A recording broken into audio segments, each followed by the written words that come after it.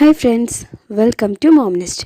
അപ്പോൾ ഇന്ന് ഞാൻ വന്നിട്ടുള്ളത് 6 മാസം വരെയായ കുഞ്ഞുങ്ങൾക്ക് ജലദോഷവും കഫക്കെട്ടും വന്നു കഴിഞ്ഞിട്ടുണ്ടെങ്കിൽ ചെയ്യാൻ പറ്റിയ ഹോം റെമഡീസ് ആയിട്ടാണ്.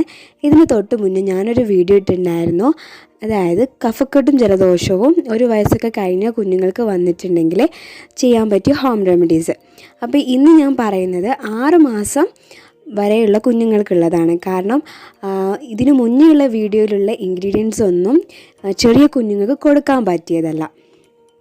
അപ്പോൾ ആ വീഡിയോ കാണാത്തവർ അതൊന്ന് കണ്ടു നോക്കുക. അതിൻ്റെ ലിങ്ക് ഞാൻ ഡിസ്ക്രിപ്ഷൻ ബോക്സിൽ കൊടുക്കാം.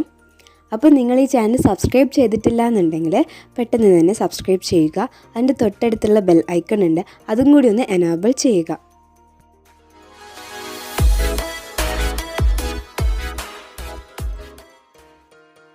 അപ്പം നമുക്ക് വീഡിയോയിലോട്ട് പോകാം.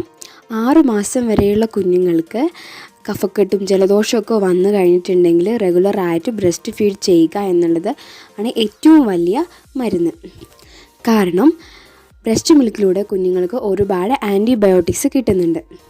പുറത്തു നിന്ന് നമ്മൾ ആൻറ്റിബയോട്ടിക്സ് കൊടുക്കുന്നതിനേക്കാളും നല്ലത് റെഗുലറായിട്ട്, അതായത് ഇടയ്ക്കിടയ്ക്ക് കുഞ്ഞുങ്ങൾക്ക് ബ്രസ്റ്റ് മിൽക്ക് നൽകുന്നതാണ്. ഒരു കാര്യം പ്രത്യേകം ശ്രദ്ധിക്കുക, സോളിഡ് ഫുഡ് ഇൻട്രൊഡ്യൂസ് ചെയ്യുമ്പോൾ കഴിയുന്നതും 6 മാസത്തിന് ശേഷം ഇൻട്രൊഡ്യൂസ് ചെയ്യാൻ വേണ്ടി നോക്കുക. ഈ സമയത്ത് കൂടുതൽ ബ്രസ്റ്റ് മിൽക്ക് കൊടുക്കാൻ വേണ്ടി പ്രത്യേകം ശ്രദ്ധിക്കുക. അപ്പോൾ കുഞ്ഞുങ്ങൾക്ക് രോഗങ്ങൾ വരാനുള്ള ചാൻസും കുറവാണ്. അതുപോലെ തന്നെ ഇനി ചെറിയ രീതിയിലൊക്കെ ജലദോഷവും കഫക്കെട്ടും ഒക്കെ കുഞ്ഞുങ്ങൾക്ക് വരുവാണെന്നുണ്ടെങ്കിൽ ഇടയ്ക്കിടയ്ക്ക് ബ്രസ്റ്റ് ഫീഡ് ചെയ്താൽ മതി.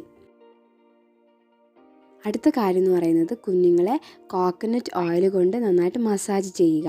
അതായത് സാധാരണ നമ്മൾ മസാജ് ചെയ്യുമ്പോൾ കുഞ്ഞുങ്ങൾക്ക് എടുക്കുന്ന ഓയിൽ കുറച്ച് ചൂട് വേണം.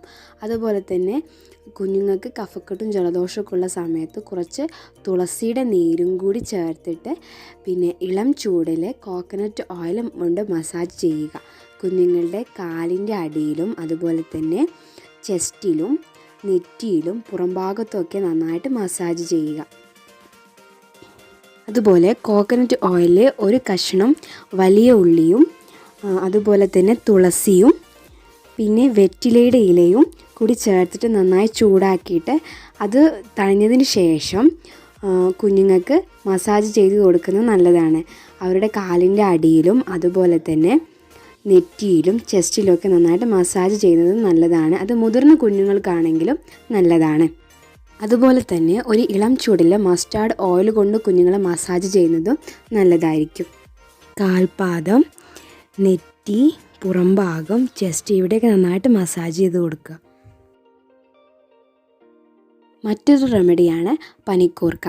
പനിക്കൂർക്കയുടെ ഇല നന്നായിട്ട് കിഴുകി വൃത്തിയാക്കിയതിന് ശേഷം വാട്ടിയിട്ട് അതിൻ്റെ നീരെടുത്ത് കുഞ്ഞുങ്ങൾക്ക് കൊടുക്കുന്നത് നല്ലതാണ്.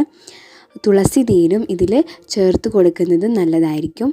അതുപോലെ തന്നെ ഇത് നന്നായിട്ട് വാട്ടിയിട്ട് അതിൻ്റെ നീരെടുത്തിട്ട് കുഞ്ഞുങ്ങളുടെ നെറ്റിയിൽ തേച്ച് കൊടുക്കുന്നതും അതുപോലെ തന്നെ ഇത് വാട്ടിയതിന് ശേഷം കുഞ്ഞുങ്ങളുടെ മൂർത്തിയിൽ വെച്ച് കൊടുക്കുന്നതും, അവർ ഉറങ്ങുന്ന സമയത്ത് മൂർത്തിയിൽ വെച്ച് കൊടുക്കുന്നതും കഫക്കെട്ടിനും ജലദോഷത്തിനും ആശ്വാസം നൽകും. പിന്നെ നമ്മൾ ഒരു നാസൽ ഡ്രോപ്പ് നമ്മളെ കയ്യിൽ സൂക്ഷിക്കുന്നത് നല്ലതായിരിക്കും. ചെറിയ രീതിയിലുള്ള ജലദോഷമൊക്കെ വരുമ്പോൾ നമ്മൾ ഇത് ഇടയ്ക്ക് മൂക്കിൽ ഉറ്റിച്ച് കൊടുക്കുന്നത് നല്ലതാണ്. അത് നമുക്ക് ഡോക്ടറെ കൺസൾട്ട് ചെയ്താൽ കിട്ടും. അതുപോലെ തന്നെ നമുക്കത് വീട്ടിൽ തന്നെ ഒരു സലൈൻ സൊല്യൂഷൻ ഉണ്ടാക്കാം. അതിന് 8 ടീസ്പൂൺ തിളപ്പിച്ചാറിയ വെള്ളത്തിലേക്ക് ഒരു 1/2 ടീസ്പൂൺ ഉപ്പ് ചേർത്തിട്ട് നന്നായിട്ട് ഇളക്കി നല്ല വൃത്തിയുള്ള ഒരു കണ്ടെയ്നറിൽ സൂക്ഷിക്കുക. എന്നിട്ട് കുഞ്ഞുങ്ങൾക്ക് ഇടയ്ക്കിടയ്ക്ക് മൂക്കിൽ ഉറ്റിച്ച് കൊടുക്കുക.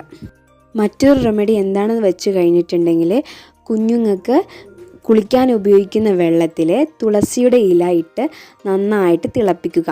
നല്ല വെട്ടി തിളച്ചതിന് ശേഷം ഒരു പച്ച കളർ ആയതിനു ശേഷം അത് തണിഞ്ഞിട്ട് കുഞ്ഞുങ്ങളെ കുളിപ്പിക്കുക. എന്നാൽ കുഞ്ഞുങ്ങളുടെ ജലദോഷത്തിനും കഫക്കെട്ടിനും ഒരു ആശ്വാസം കിട്ടും. പിന്നെ അമ്മമാർക്ക് ജലദോഷവും കഫക്കെട്ടും ഉണ്ടെങ്കിൽ പ്രത്യേകം ശ്രദ്ധിക്കുക. കാരണം അവർക്ക് രോഗപ്രതിരോധ ശേഷി വളരെ കുറവാണ്.